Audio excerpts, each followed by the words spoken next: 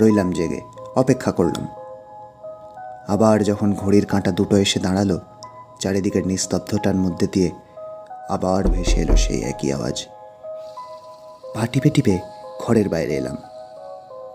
কথা মতোই যোগেশজির ঘরের কড়াটিকে 3 বার নেড়ে নিলাম।